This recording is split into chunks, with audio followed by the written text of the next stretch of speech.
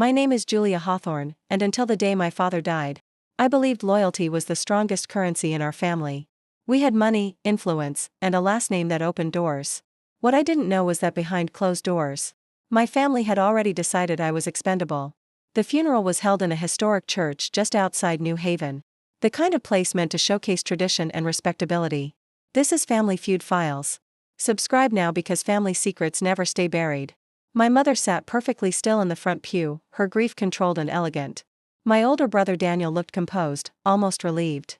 My sister Laura cried softly, careful not to smudge her makeup. I sat there feeling like an outsider at my own father's farewell. My father had built a logistics empire from the ground up. Contracts across 3 states, private investments, and assets worth tens of millions. He was secretive by nature, but toward the end of his life, he shared more with me than anyone realized. I was studying law, and he trusted my judgment. That trust would soon make me a threat in their eyes. That night, sleep wouldn't come. The house felt staged, as if everyone was already performing a role. Around 2 in the morning, I went downstairs for water and stopped mid-step. When I heard voices in the living room, Daniel was speaking in a low, confident tone, the same voice he used in boardrooms. "She doesn't need to be involved," he said. "Once the will is read, she's out." My mother answered immediately. "Good. The less she knows, the better."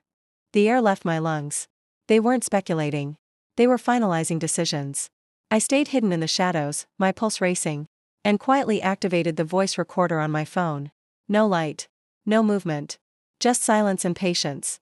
For nearly half an hour, they discussed everything they assumed was already theirs. Properties to be transferred before probate. Company shares to be quietly reassigned. How grief would keep me distracted and compliant. Laura laughed and said, "She won't push back. She never does." That sentence stayed with me longer than anything else. They didn't know what I knew. They didn't know about the documents my father had shown me months earlier. They didn't know I understood exactly how inheritance fraud worked. And they definitely didn't know that every word they spoke was being preserved. Clean and undeniable. When I finally returned upstairs, my hands were shaking, but my thoughts were razor sharp. I understood something vital in that moment. Confrontation would only warn them. Anger would only expose me. Silence, however, would let them destroy themselves. They believed they were cutting me out of the future. In reality, they had just handed me the perfect beginning. The lawyer's office smelled like polished wood and quiet confidence. The kind of place designed to make people feel important. Before taking something away from them, the 3 of them arrived together, dressed in black, already aligned. I came alone. Not because I was excluded but because I wanted to see who would look me in the eyes. When the truth started bending, the attorney, Mr. Callahan, greeted us with professional warmth and motioned for everyone to sit. A thick folder rested on the table in front of him, its edges worn, as if it had been opened and closed many times before. That detail stayed with me. Wills don't usually look used. This one did. He began with formalities, dates, legal language, statements of sound mind. I listened carefully, noting every pause, every hesitation. Across the table, my brother leaned back comfortably, arms crossed, already acting like the outcome was guaranteed. My mother avoided my eyes completely. My sister kept glancing at her phone, bored, careless. Then the numbers started. Properties were listed. Investment accounts. Offshore holdings. Trusts. Each asset flowed smoothly to the same 2 names. Shares transferred. Authority granted. Control confirmed. I felt the room tighten, not with tension, but with certainty. They believed the story was already written. Finally, Mr. Callahan looked up. As for the remaining beneficiary, he paused, flipping a page. A provision was made, though it is limited. Limited. That word landed exactly as intended. A single property. A modest trust. Enough to keep me quiet, dependent, grateful. The kind of inheritance designed not to empower but to silence. My brother didn't even try to hide his smile. My sister exhaled in relief. My mother nodded, satisfied. I said nothing. Silence is uncomfortable for people who expect gratitude. The longer it stretches, the more it exposes confidence as fear. Mr. Callahan cleared his throat and slid a document toward me. "If you'd like to sign acknowledgement, we can finalize today." I looked at the paper, then back at him. "I won't be signing anything yet." The room shifted. My brother laughed lightly. "Don't complicate this. Dad made his choice." I met his eyes calmly. Did he? That single question was enough. Not because it challenged authority, but because it implied knowledge. For a fraction of a second, uncertainty crossed his face. Then it disappeared, replaced by irritation. "This is done," he said. Dragging it out won't change anything. He was wrong. It already had. What they didn't realize was that my father had never trusted just one version of the future. Months before his death, he had spoken to me privately. Not emotionally. Strategically. He had warned me, without naming names, that people change when money feels close enough to touch. He had shown me documents, not final ones, but drafts. Intentions. Safeguards.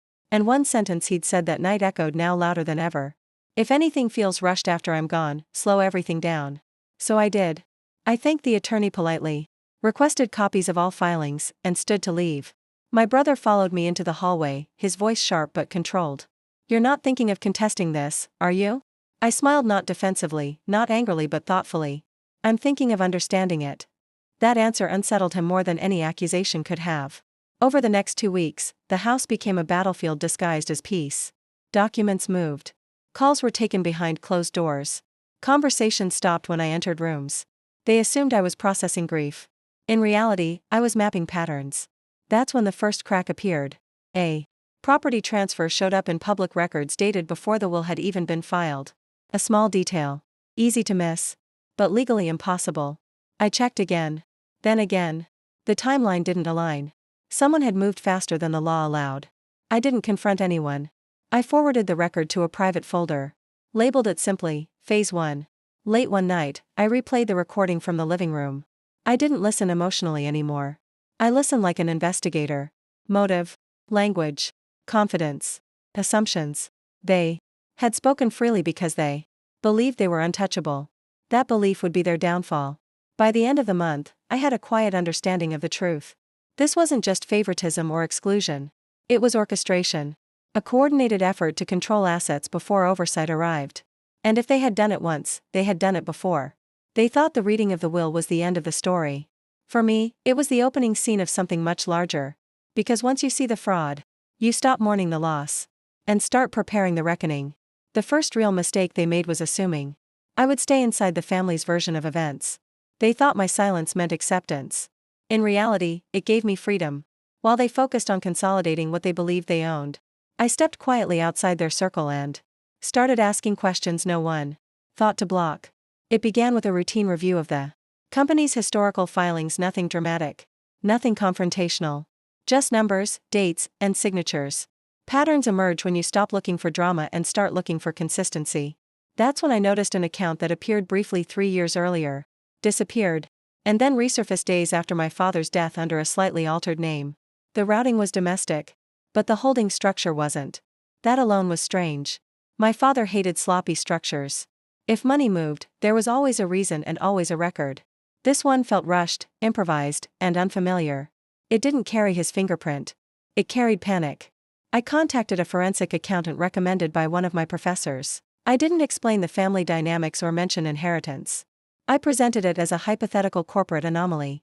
He didn't need context. Within an hour, his tone changed. "This account wasn't created to grow money," he said carefully. "It was created to hide it." The words settled heavily. Not because they shocked me but because they confirmed what I already suspected. Someone had been preparing for my father's death long before it happened. And they hadn't expected anyone to look closely. Over the next week, pieces started falling into place. Transfers broken into amounts just under reporting thresholds. Temporary shell entities dissolved within months. Internal approvals signed by the same two people, always within minutes of each other. It wasn't sophisticated fraud, but it was confident fraud. The kind done by people who believe no one will ever challenge them. At home, the atmosphere shifted. Conversations were polite but distant. My brother stopped sharing updates about the company entirely. My sister avoided me unless someone else was present. My mother watched more than she spoke, her eyes calculating, measuring how much I knew without ever asking directly. One evening, I overheard a phone call through the study door. My brother's voice was tense. "She's asking questions," he said. "I don't think she's bluffing." There was a pause. Then, "No. Not yet. If we move now, it'll look suspicious." That was the moment I understood their real fear. Not exposure but timing. They weren't worried about whether what they'd done was illegal. They were worried about whether it could be proven before everything was locked beyond reach. That meant the clock mattered more than confrontation. So I let them believe they still had time. Behind the scenes, I began documenting everything. Screenshots. Downloaded ledgers. Archived emails. I stopped relying on access that could be revoked, and built my own evidence trail instead.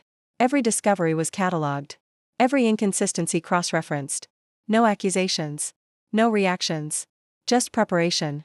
The accountant confirmed what I already knew. If this ever reached court, intent would be easy to establish. The only thing missing was a trigger, something that would force scrutiny. Before assets disappeared for good. I didn't need to create that moment. They would. Because people who think they've won always get careless. Late one night, a notification appeared on my phone, an automated alert I'd set weeks earlier.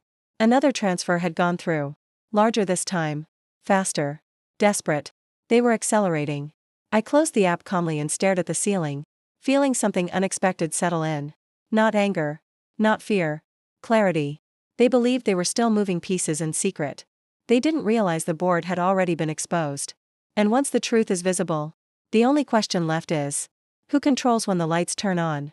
The first rule of winning, quietly, is never letting your opponent know the game has changed. While my family continued operating under the assumption that I was processing my loss, I did something they never anticipated. I stepped outside the firm that had handled my father's affairs for decades. Loyalty, I had learned, is often inherited without being tested. I met the new attorney in a glass office overlooking the city, far from the familiar halls where my last name carried weight. She listened without interrupting, without reacting, and without sympathy. When I finished laying out the timeline, the transfers, and the recordings, she asked only one question. Do you want this handled cleanly, she said, or completely? The difference mattered. Clean would mean negotiation, pressure, and quiet restitution. Complete would mean exposure, liability, and consequences that couldn't be undone. I didn't answer immediately. Instead, I handed her a flash drive, the recordings, the ledgers, the documents they assumed no one had preserved. She nodded once. Then we moved carefully. Within days, she began what looked like routine due diligence. Requests for clarification. Notices for document preservation. Nothing aggressive. Nothing alarming. Just enough to trigger anxiety in people who knew they'd taken shortcuts. At home, the mood tightened. My brother began working later, coming home with tension etched into his posture.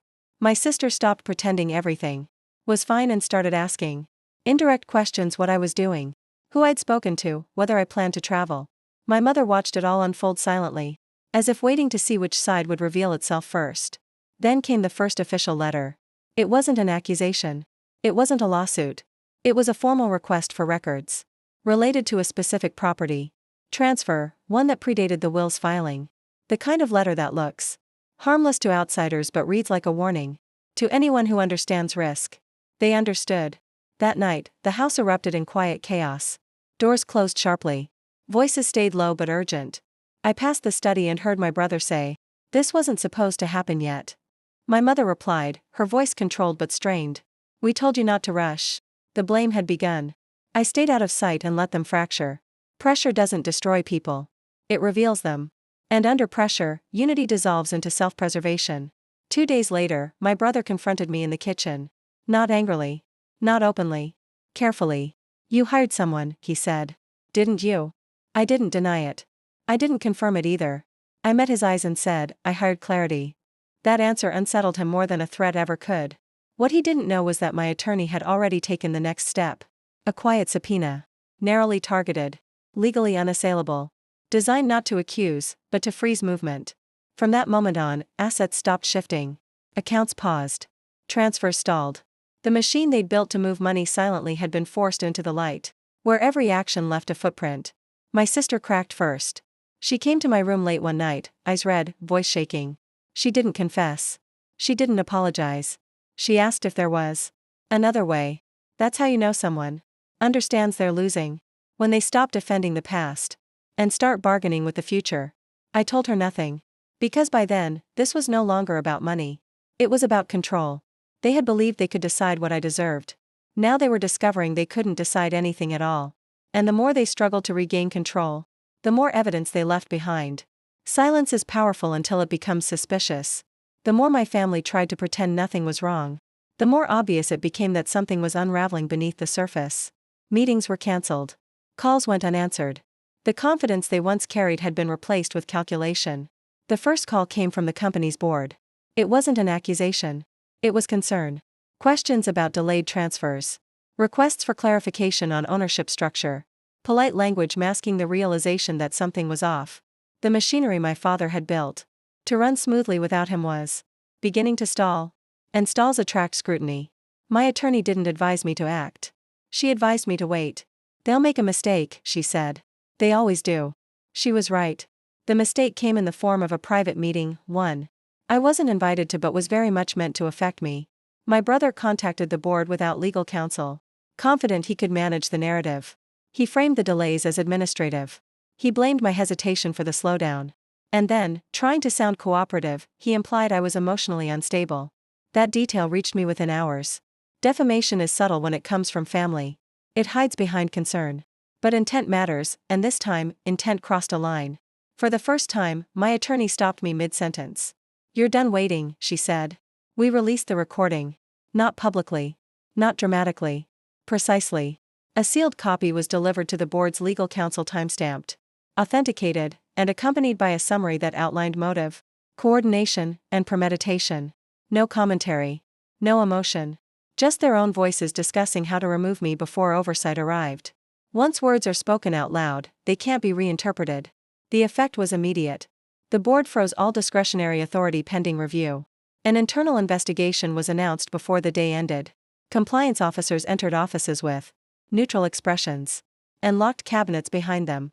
The illusion of control evaporated in a single afternoon. At home, the fallout was explosive. My brother accused my sister of leaking information. My sister accused my mother of manipulating the timeline. My mother accused everyone of acting without discipline. It was chaos, not loud, but venomous. Each of them understood the same truth at the same time. This could no longer be contained. That night, my brother finally broke. He confronted me not with anger this time, but desperation. "You didn't have to do this," he said. "We could have handled it privately." I looked at him calmly. "You tried to erase me. That wasn't private." He had no answer. The next morning, subpoenas were issued. Bank records. Internal communications. Historical approvals. The investigation expanded beyond inheritance and into corporate governance. What began as greed was now flirting with criminal liability. My sister stopped speaking to anyone. My mother called my attorney directly, something she'd never done before. She didn't deny anything. She didn't defend anyone. She asked one question: "How much damage is already done?" The answer was simple. They thought the recording was leverage. They didn't realize it was evidence. And once evidence enters the system, no one controls where it goes next. Once the investigation became official, time stopped working in their favor. Deadlines replaced discretion. Paper trails replaced promises. Every move they had delayed making now had to be justified under scrutiny. And justification was the one thing they didn't have.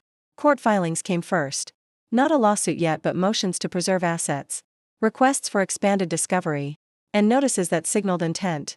The language was measured and calm, but the message was unmistakable. This was no longer a family dispute. It was a legal matter with institutional attention. The settlement attempt followed almost immediately. My brother's attorney reached out through formal channels, proposing what he called a fair redistribution, increased trust allocations, additional property transfers, a quiet resolution. It was framed as generosity, but everyone involved understood what it really was: damage control. My attorney declined without negotiation. They weren't prepared for that. People who expect leverage don't know how to react when it's ignored. The follow-up offers came faster, each one revealing more urgency. Equity, voting rights, board access. Everything they had once guarded was suddenly on the table. During discovery, the full scope of their actions began to surface. Internal emails discussing accelerated timelines. Messages acknowledging legal risk and proceeding anyway. Draft documents dated before authorization was granted. Each piece alone might have been defensible. Together, they formed intent. The board acted decisively. My brother was placed on administrative leave pending review. His signing authority was suspended. My sister's advisory role was terminated outright. For the first time since my father's death, neither of them had access to the company they believed they controlled. At home, the silence was heavier than the arguments ever were. My mother stopped issuing instructions and started asking questions about exposure, about liability, about how this would end. She wasn't trying to win anymore. She was trying to survive. Then came the moment none of them expected. The board offered me interim authority. Not publicly. Not ceremonially. Quietly, and with conditions. Oversight, compliance, and a mandate to stabilize operations. They didn't do it out of sentiment. They did it because evidence had made me the only credible option left. I accepted. Walking into the executive floor for the first time felt surreal, not triumphant, but precise. I didn't make speeches. I didn't replace faces unnecessarily. I restored controls, reversed unauthorized actions, and documented everything. Stability is persuasive when chaos has been exposed. My brother found out from someone else. He didn't confront me. He didn't call. He simply disappeared from the house for days at a time. The person who once believed control was his birthright had lost it. Without a single argument. The final attempt came from my mother. She asked to meet privately. No lawyers. No conditions. Just honesty. She told me she never thought it would go this far. That she believed she was protecting the family. That she assumed I would accept what I was given and move on. I listened. Then I said, "You protected power. Not family." There was nothing left to say after that. They had believed authority was inherited. They learned too late that it must be justified. And once authority is justified elsewhere, it never comes back the same way. The final hearing didn't feel like a victory. There were no raised voices, no shocking confessions, no dramatic turns. Just documents, timelines, and facts laid out with precision. That's how real accountability happens, not loudly, but conclusively. The findings were clear. Unauthorized transfers. Breach of fiduciary duty. Intent to mislead both the board and the probate court. Each conclusion was supported by evidence that could not be explained away. The kind of evidence that doesn't invite debate, it ends it. The company acted first. My brother resigned before termination could be finalized. His name was removed quietly, efficiently, without ceremony. My sister accepted a settlement that barred her from future involvement. She left with enough to start over. But without influence, without control, and without the protection she once relied on. The court followed. The will was upheld, but amended according to verified intent. Assets wrongfully moved were returned. Authority was redistributed under supervision. No one went to prison, but no one walked away untouched either. Consequences don't always come in handcuffs. Sometimes they come in permanent loss of trust. My mother withdrew completely. She moved out of the house first, then out of the city. We spoke once more, briefly. There was no apology, just exhaustion. Some people don't regret what they do. They regret that it no longer works. Life after the verdict was quieter than I expected. The company stabilized. Employees returned to routine. Contracts were honored. Systems ran clean. No one needed to know the details of what had happened. Order doesn't require explanation, it requires consistency. I didn't take more than what was rightfully mine. I didn't seek revenge disguised as justice. I simply ensured that what was taken was returned. And what was broken was corrected. Sometimes winning doesn't look like celebration. It looks like balance restored. On the anniversary of my father's death, I visited his grave alone. I didn't speak. I didn't explain. I just stood there, understanding something I hadn't before. He hadn't trusted me with secrets. He had trusted me with restraint. The people who tried to erase me believed silence meant weakness. They were wrong. Silence was strategy. Evidence was power. And patience was the difference between loss and legacy. That's what remained after the truth. They thought silence meant surrender. But silence was strategy. Not everyone who betrays you expects you to be patient. And not everyone who waits, loses. If this story stayed with you, like, subscribe, and share Family Feud Files. Where family secrets never stay buried.